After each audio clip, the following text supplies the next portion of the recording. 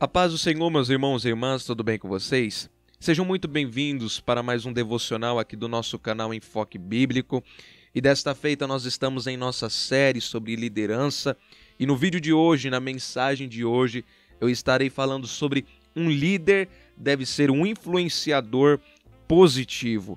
E para começar a falar sobre isso, eu quero me basear no texto que está em Tiago, capítulo 3, versículo de número 11 e versículo de número 12, que diz assim: Acaso de uma mesma fonte pode jorrar água doce e amarga?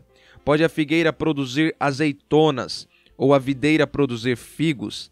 Da mesma forma, não se pode tirar água doce de uma fonte salgada.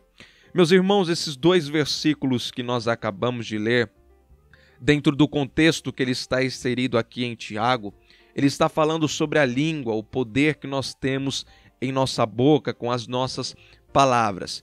Mas eu quero utilizar desse texto, parafraseando um pouco, justamente para falar sobre liderança.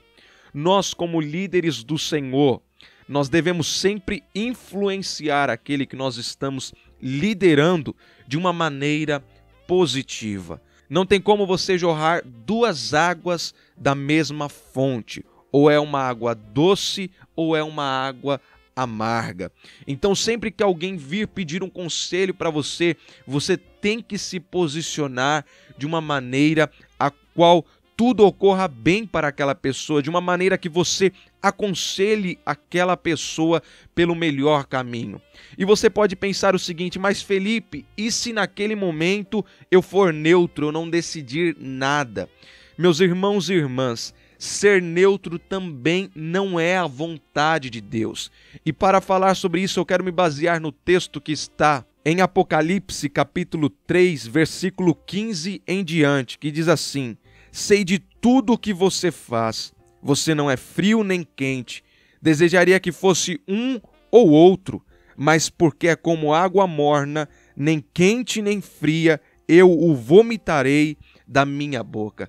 Perceba que aqui é Jesus falando à igreja em Laodiceia, e ele diz que eles não são frio nem quente, mas são morno. E por ser morno, ele diz: vomitar-te-ei da minha boca. Meus irmãos, então perceba que ser morno também não é válido. Sempre devemos guiar para algum caminho. Imagine alguém vir pedir um conselho para você e você responde: não sei o que fazer, e aí você acaba não dando um rumo para aquela pessoa.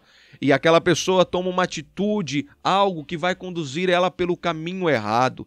Então, se você fizer isso, se acontecer uma situação assim, você não influenciou aquela pessoa, você não liderou ela de uma maneira positiva. Então entenda que para você exercer um ministério de liderança, para você ser um bom líder, você deve sempre guiar aquela pessoa de uma maneira positiva.